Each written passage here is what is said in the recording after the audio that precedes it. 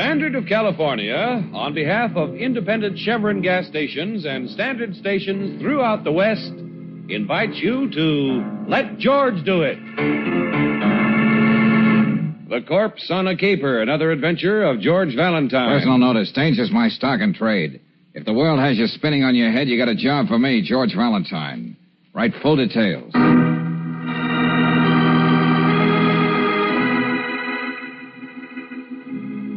My dear Mr. Valentine, mine is no world-shaking problem, merely a grim and unpleasant duty. One of my girls here at Cliffbriar College passed away several days ago. Her body must be accompanied to her home in Mexico City. If you're available for this assignment, please phone me at the school this afternoon. Then you can meet Miss Burdick. Meet Miss Burdick, our resident nurse, at Eidlitz's funeral home this evening and make the necessary arrangements. Yours very truly, Julia Dunham Stoner, Dean. I don't know about you, Brooksie, but I'd rather be on a slow boat to China. Cliffbriar College. Golly, I wonder how old the poor girl was. Do you think she had a boyfriend, George? Think of how he must feel. They probably would... Let's think of the problem at hand, Angel. Do we take this or not? Who are you kidding? You've already made up your mind. Well, somebody has to do it. The law says that a corpse must have a chaperone. Then, of course, there's Mexico City. Yeah, I'll bring you back a couple of maracas as a souvenir. We'll talk about that later, senor. Shall I give Dean Stoner a ring?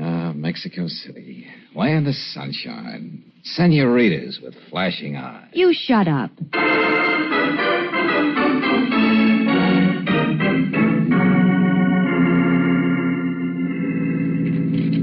Here's the burial permit and a copy of the death certificate, Mr. Valentine. Okay, Miss Burdick. You'll need those when you get to the train tomorrow.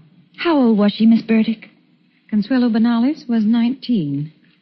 I know. You're probably thinking how much she had to live for. A great deal, Miss Brooks.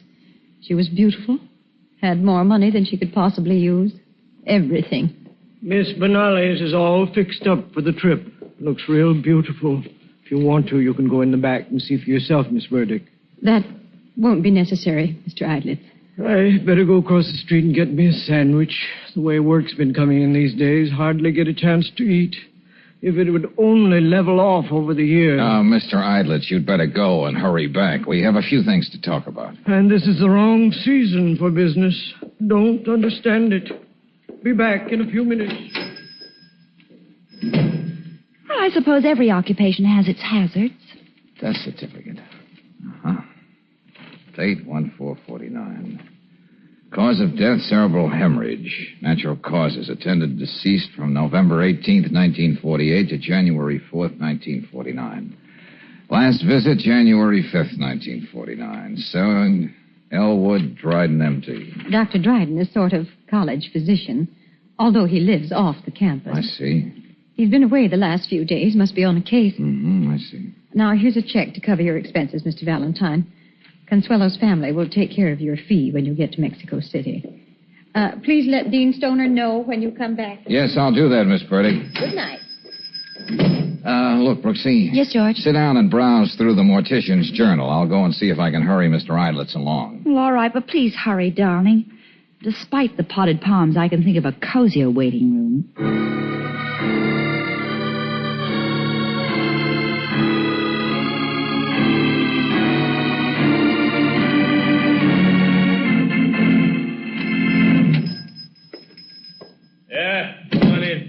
Hey, what is this? What hole did you two guys creep out of? Yeah, you two men, what are you doing in my funeral parlor? And why have you got that young lady bound and gagged? Putting your lip or putting your shirt on. That gun doesn't frighten me. I'm going out and call a policeman. Hey, wait a minute, you get... Oh, I... Couldn't hold myself back. Who is that character on the floor? Well, he was the Undertaker. Oh, the cold cook, huh? You. What are you doing here? Who are you? You're just talking up your sleeve, Buster, till you take that gag out of that lady's mouth. Me? Nobody's got more respect for women than me. I think all of them like my own dear mother. Go ahead, Danny. Take the thing out of her yep.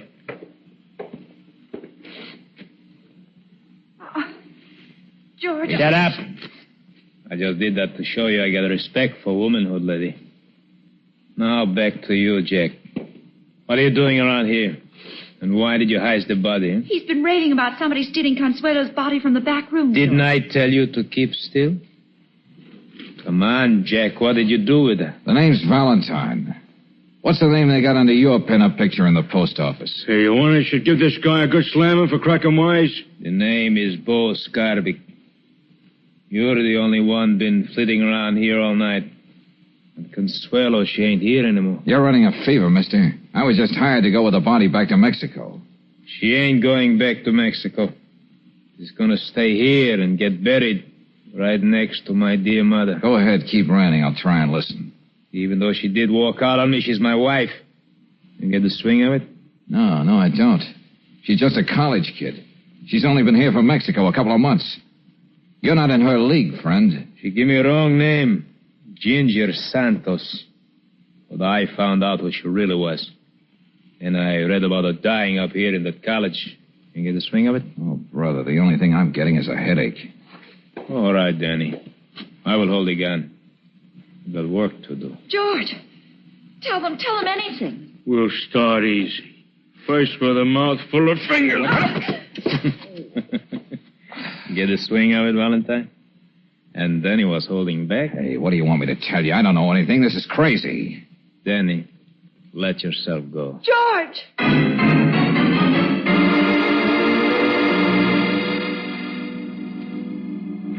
All right.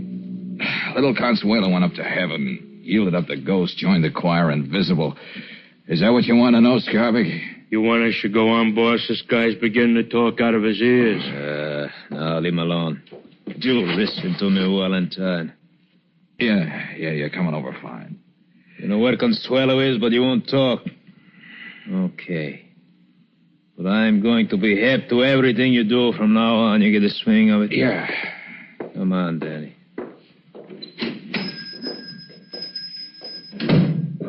Don't move, George. I'll try to get over to you. That might be a little awkward, Brooksie, tied to that chair. I think I can make it. There's a couple of brave boys. Oh, darling. Oh, I'll have you out of this in a minute.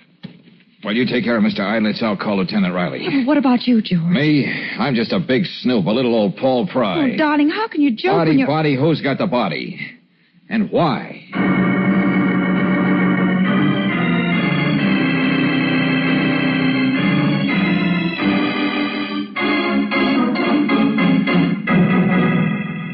Valentine, when I got the message that you were here at the funeral parlor, I quivered like a bird.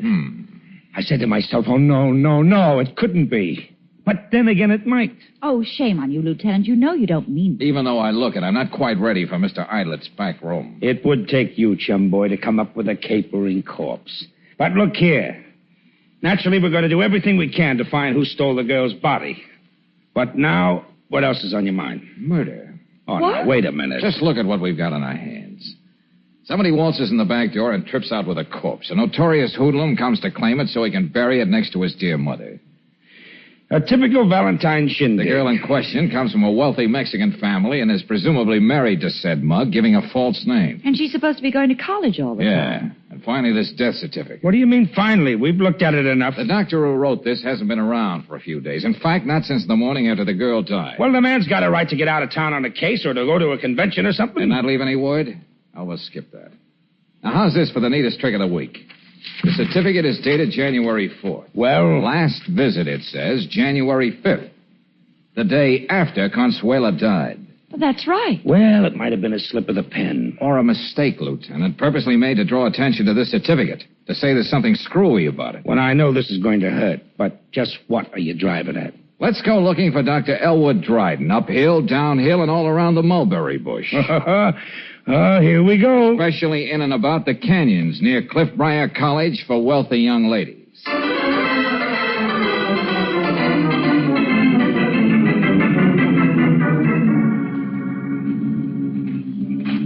Lieutenant! Quick!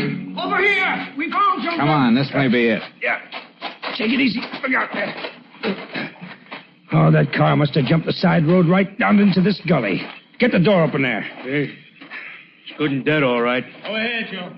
Well, there's not much left of the car. George, look. It's got a medical license plate. All right, Brady, let me get in there. Okay, Lieutenant. Better send for a tow car. Oh, holy smoke.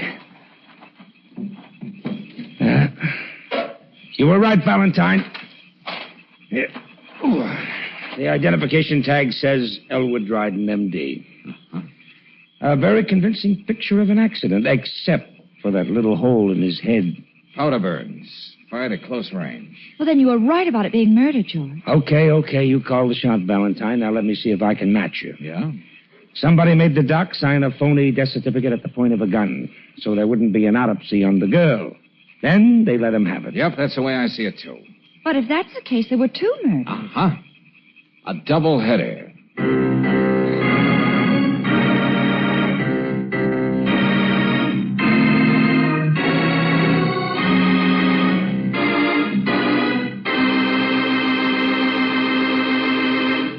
We'll return to tonight's adventure of George Valentine in just a moment. Meanwhile, a word about modern methods. Not so many years ago, the problem of lubricating your car's engine was fairly simple. Nearly any straight mineral oil would do the job well and economically. But today, nearly every car on the road needs a specially compounded motor oil. Otherwise, engine efficiency would drop way down and repair bills would stop piling up. And that's where RPM motor oil comes in.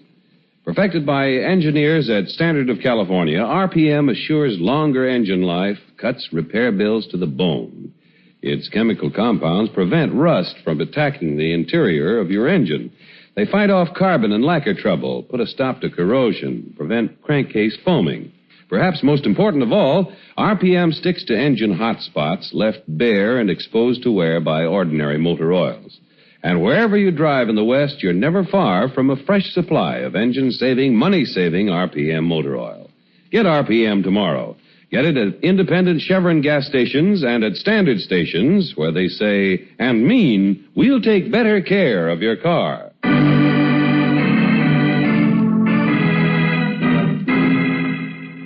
And now back to tonight's adventure of George Valentine. Reluctantly, you take the job of escorting the corpse of a young woman to her wealthy family in Mexico City. But the body is stolen. Two gangsters work you over. And the doctor who signed the death certificate is found murdered. In his place, you'd probably describe these homicidal shenanigans just as George Valentine did. A doubleheader. Yes, and also find yourself in the room of the late Consuelo Bonales at Cliffbriar College. Brooksie, if we're going to believe Senorita Bonales lived in this room, we'll also have to believe she was using someone else's fingers. What's that, George? These fingerprints we got off that silver hairbrush don't match the ones on this passport. Well, still, the picture here goes with the girl in the funeral parlor. Mr. Idlett's identified. Well, you can substitute a different picture, but you can't change fingerprints. But why the melodramatic masquerade? Why should another girl take Consuelo's place and end up on a slab in a mortuary? And where's Consuelo? Hey, one thing at a time, Angel. But you're right. The big thing is why. Why a wealthy and beautiful young lady from Mexico would let anyone else fill her nylons? You know, we could kick that one around for days and not get anywhere. Well, suppose we get a jump on the wild goose season. Beat it down to headquarters and make like Mata Hari with the boys in the fingerprint division. See if there's anything in the files that will give us a name to go with the prints. Oh, Mr. Valentine, Dean Stoner told me that you were up here and wanted to see me. Oh, yeah, just a few questions, Miss Burdick. Take care of that little matter, will you, Brooksie? Oh, I'm on my way. Now, would you know, Miss Burdick, when Dr. Dryden filled out that death certificate? Why, the night Consuelo died. The Department of Health got it in the mail the next morning. According to Lieutenant Riley, when you walked in, you found Miss Bonales dead. That's right. I saw the light and wondered why she was up so late. First, I thought she'd taken an overdose of her pills. Pills? What pills? She suffered terribly from migraine headaches, and Dr. Dryden was prescribing for her. Oh, I see. Those are the pills, in that bottle on her night table. But Dr. Dryden decided differently, huh? Cerebral hemorrhage. Just one more question, Miss Burdick. What sort of girl was Consuelo? Mr. Valentine, all our students are supposed to be paragons of virtue. Genteel young ladies from the best of families. But off the record. Off the record, Consuelo was a paragon of everything but virtue back in Mexico. Madcap heiress, beautiful and bored, that sort of thing. Her parents expected Cliff Briar to exert a chastening influence. But why should anyone want to make off with the poor girl's body? What is this all about, Mr. Valentine? It's going to take a mighty Harry to find that out. What's that? Oh, don't mind me, Miss Burdick. Brass knuckles and a sleepless night always makes my mind wander.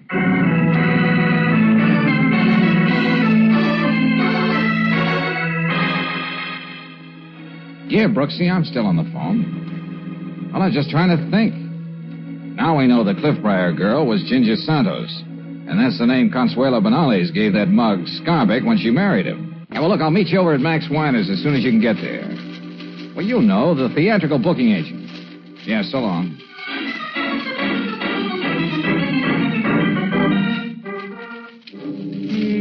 Santos.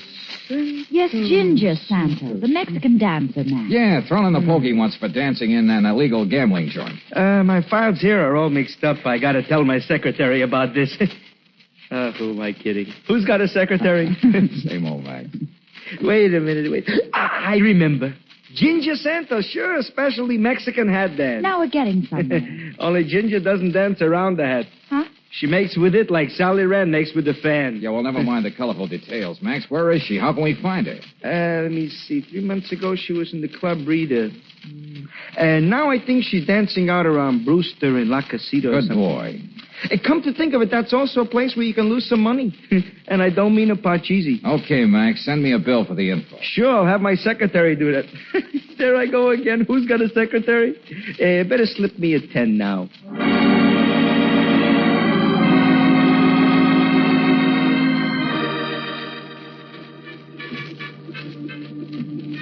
What a tragic waste, Miss Santos. What? I said, what a waste. You sitting here alone at the bar. Where did you come from? Why didn't you get here sooner? I take it that you wouldn't scream if I joined you, Ginger. What do you think? Hey, Ginger, is this guy giving you any trouble? Yes, the kind I like. Go away, Carlos. No, wait. Get me another drink. Look, you had too many already. Reynolds wouldn't like it. You still got your dance to do. If my eyes are a little bloodshot, nobody will be looking at them anyway. Besides my headache. Okay, but this is the last one. Headache? Yes, but no matter. A little excitement always cures that. And you look like the kind of man who could provide plenty. By the way, what's the man's name? Valentine. George. I mean, who are you? Oh, just say I'm a ballet-tomaine. That means... Don't patronize me. I know what the word means. But aside from being a lover of the dance, what else can you suggest for excitement? What do you think? I like you, Valentine George. You look like the kind who'd let a girl walk on the outside. In other words, a mug, a bruiser. You go for the type, don't you, Consuelo? What? Here's your drink, Ginger. Just leave it there. What was that you just said? Well, just providing a little excitement. Tell me, how does it feel walking around with a dead girl's name? You're crazy. How does it feel to know that a guy like Bo Scarbeck is looking for you? What? You gave him Ginger Santos' name when you married him. Shut up. Is it exciting enough to know that the girl you let take your place, her body is gone? Or isn't that news to you? What's the matter? You lost all your steam? Get away from me. Stop pawing me, you. Playing it that way, huh? What right have you to talk to me that way? What's going on here? All right, everybody, quiet down. It's just a little argument. Get back to your tables. What's the matter with you, Ginger? You know I don't like things like this happening in my club. He was bothering me, Mike. Talk to him. Don't give me that. There isn't a man you can't handle. If there were, you wouldn't admit it. Mr. Reynolds seems to know you, sister. You better talk to him, Mike. He mentioned something about eyelids. Oh? How would you like to step in my office, fella? Well, when there's no choice, I never waste time arguing. Come on, Buster. Let's go see your etchings.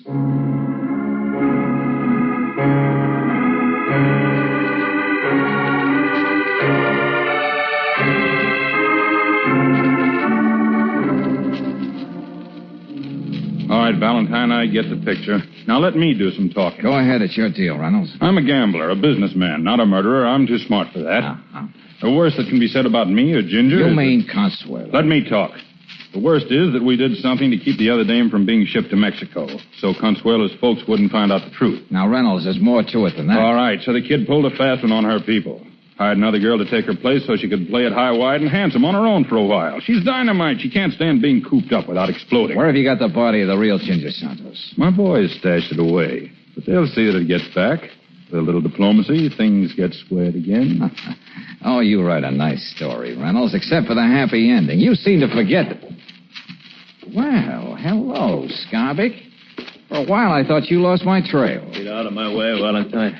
I just seen her outside. She's not dead at all. You, Reynolds? Why? Oh, now, come, boys. Let's not forget social amenities. Reynolds, I want you to meet Bo Scarbick, also a very tough guy, but more important, Consuela's husband. Husband? Why, that... And, Bo, this is Mike, your successor in your wife's affection. Yeah, I know. And me even wanting to bury her next to my dear mother. Anyway, I break this guy in half. Please, Bo, don't. I've caused enough trouble. Get away from me. Can we come in and do your charge admission? Now, just a minute. You missed the best part, Lieutenant. This is the end of the third act coming up. Is this Consuelo, George? Yep. And Mr. Reynolds, who does her body snatching. They're all yours, Lieutenant. Now, just a moment, Lieutenant. I can... Quiet. We'll unscramble you down at headquarters. And before morning, we'll know which one of you killed Dryden and that girl. Just to make sure you're not disappointed, Lieutenant, Brooksie and I will bring Nurse Burdick along. She'll have something to say that'll clinch the deal for you. All right, bring her along. Oh, 1 minute. There's something festering in my soul. What, George? Oh, Scarbick, I've got something for you. Huh? Yeah. And if you like it, send Danny. You're out. Pretty good, Valentine. But cut it. All unfested now.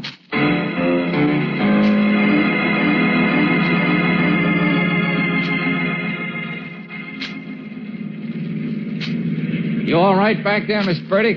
I'm quite comfortable, Mr. Valentine. You know, Brooksie, the irony of the answer to this whole thing is something only the murderer is going to appreciate. What do you mean, darling? Well, just think of it, Miss Burdick. Somebody forced Dr. Dryden to sign that fake death certificate. Yet he had the presence of mind to write it in such a way that it put the finger right on the killer. Yes, it is a fabulous piece of irony, isn't it? Yes, but it's going to be wasted on the lieutenant, George, when he finds out you've been keeping it all to yourself. Oh, he'll get over it. Uh-oh. Huh? Oh, the left rear tire again, George. Yeah, sounds like it. Well, may as well get prepared to go to work. Take my coat, will you, Brooksie? Put it on the back of the seat. Okay, George. Well, how does it look back there? Oh, not too bad. Well, I'm not changing any tire on the top of the pass. We'll have to wait till we get down. You're not going to get down, Mr. Valentine. What's that? George, the gun. She took it out of your pocket. Hey, what is this, Miss Burdick? Has this business affected your mind? Start the car, please. You know what's going to happen now? At the very top of the pass, I'm going to kill both of you. And roll the car down into the valley.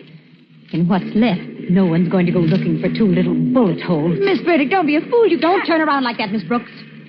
Wouldn't you like to know why I killed those two? I know about Dr. Dryden. But what did you have against that Santos girl? Nothing. She was just a common, vulgar nobody.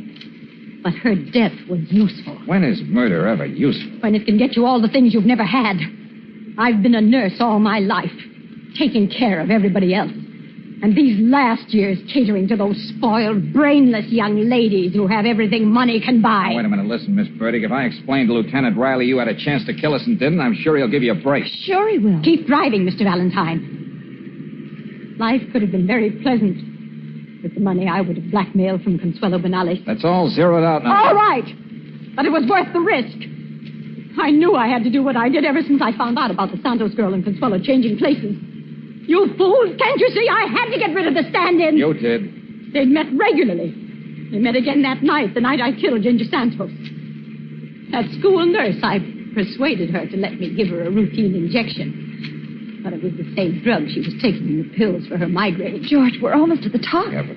Now, wasn't that a clever scheme for a dowdy, unimaginative nurse? The death could either be called an overdose of sedative or murder. I made Consuelo believe I could testify I saw her poison Ginger Santos' drink at the roadhouse where... Stop the car, Mr. Valentine. Yes, and I even thought of a motive for Consuelo. Ginger was blackmailing her because she knew about the gangster husband. Have you got it all out of your system, Miss Burdick? I had to tell someone. It was a beautiful plan. Even though it didn't work. I thought of it all by myself. And I went through with it. Just as I must go through with this now. No. I don't want to do this. But I must. I must. It's empty. Yes, Miss Burdick. You don't really think I would have tempted you with a loaded gun? George, you mean that Hold your horses, Angel. Just as soon as we deliver Miss Burdick to Riley, I'll tell you all about it.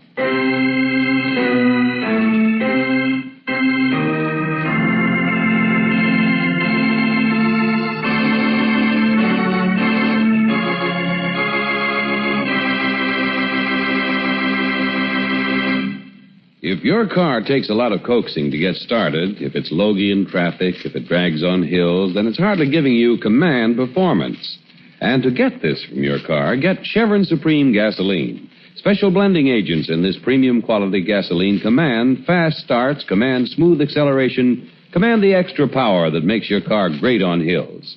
And because high-octane Chevron Supreme is climate-tailored, you can be sure of command performance from your car in each different altitude and temperature zone wherever you drive in the West.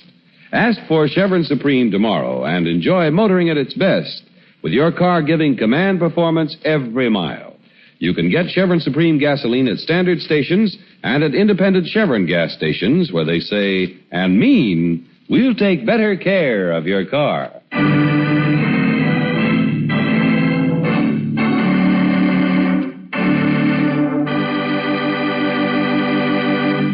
George, I think it was mean of you not to tell me you took the bullets out of that gun. Have you given away? Darling, I was thinking, why didn't Dr. Dryden just go ahead and sign that death certificate? There was no reason to suspect it wasn't an overdose of those pills. Oh, but that's what I meant by the irony, Angel. Well, I thought you were just making conversation. Part of your act with Miss Burdick. No, Ginger was playing her part like a trooper. Consuela's medical records said she suffered from migraines. So Ginger pretended she did, too. Well, I had those pills analyzed. You see, Dr. Dryden realized there was nothing wrong with Ginger, so he was prescribing sugar pills for their psychological effect. That's what Miss Burdick didn't know. Oh. And when Dr. Dryden demanded an autopsy, she was forced to kill him. I got it. Hello? Oh, yeah, Lieutenant. What's that? Huh? Well, sure, I guess so. That sounds okay to me. Yeah, bye.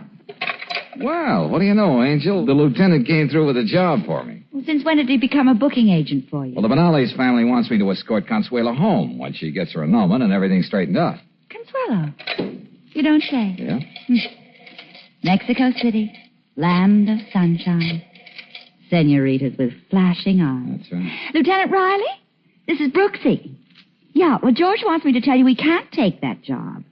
I've suddenly become allergic to hot tamales.